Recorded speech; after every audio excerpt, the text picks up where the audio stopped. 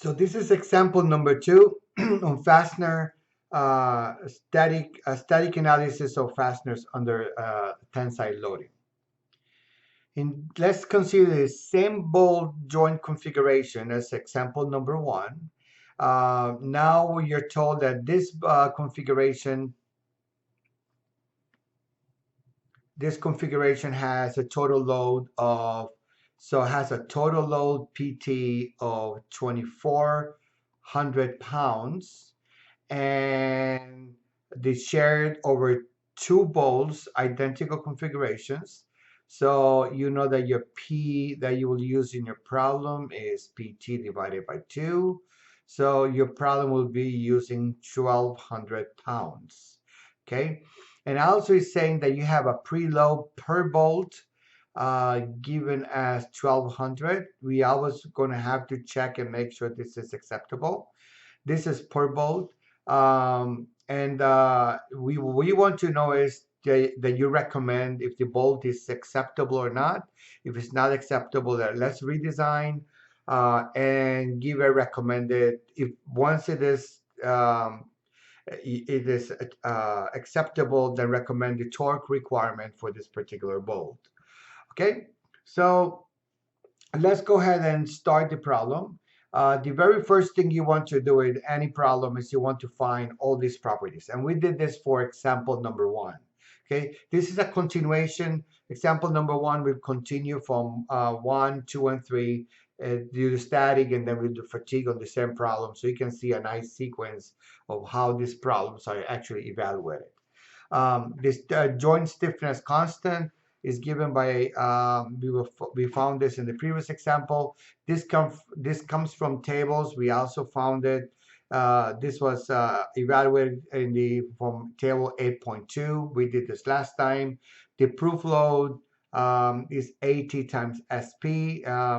So this proof stress times tensile load is given by that. And then you have the preload equal to 1,200. All the information is given to you in the problem. And then the second thing you want to do is you want to find all the dimensions. Again, this is from example number 1. You go to example number 1. This is how we found all these. So that's given in table. This would come from table 8.7. Okay. So now we move on, and what we want to do is we want to know what loads I'm going to use for my analysis.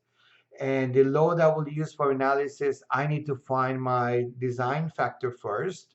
And it says to have an additional design factor 1.1, need to multiply by the standard 1.2. All your bolts should have that. Some companies have a slightly different value, maybe 1.15, 1.25, so I always double check. So the load per bolt, we already found that was 1,200 pounds per bolt. So that means that the applied load that I will use for my calculation would be this load multiplied by 1.32, and that would give you 1,584 pounds. Okay, so the portion that's felt by the bolt alone is PB is equal to your joint stiffness constant multiplied by your applied, and this was 0.228, what was it, 26 multiplied by 1584, and that will give you 447.63 pounds. Okay, this is the amount of load felt by the that's felt by the bolt. Okay, now we need to find what is felt by the members. Is felt by 1 minus C, P applied, and that would be 1 minus 0.2826, and this is 1584, and that will give you a value of 1136 pounds. Okay. Now, at the end of the day, the loads I will use for my analysis purposes is the total load, including, remember, have a preload. If I didn't have the preload, then the values you got are complete. But I need to apply my load. That would give me 1647.6 pounds. And the force acting in the member for my calculation purposes will be P applied. And note these are the values I just found here, minus Fi, and that will give me minus 63.63. This is always a good check. This number should be negative. If it's not, that means that your joint is in tension and doesn't have a full contact, and there's trouble.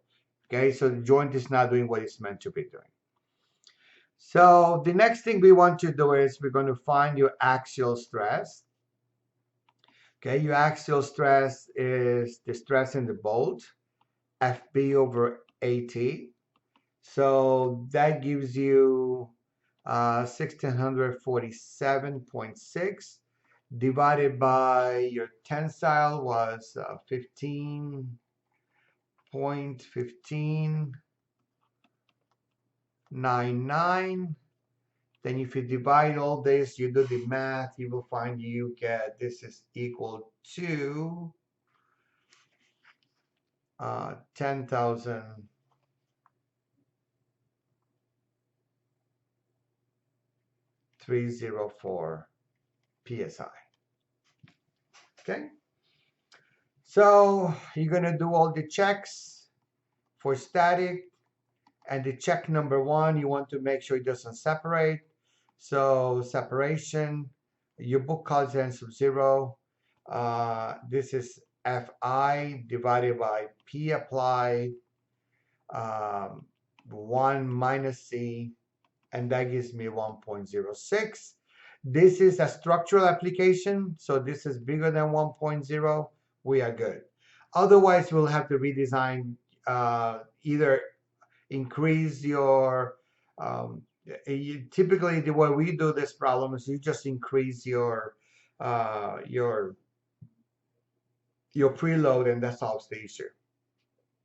The second check you want to do is you want to make sure that there's no permanent elongation, so there's no yielding. So you're going to check for proof load,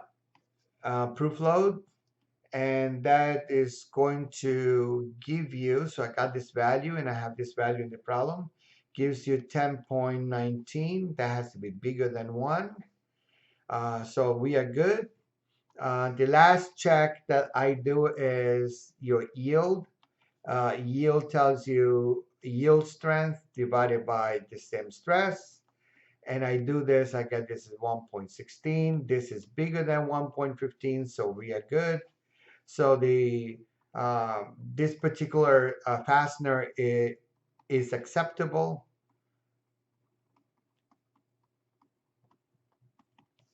And then since it is acceptable, then the preload torque that will give the designer to the manufacturer will be,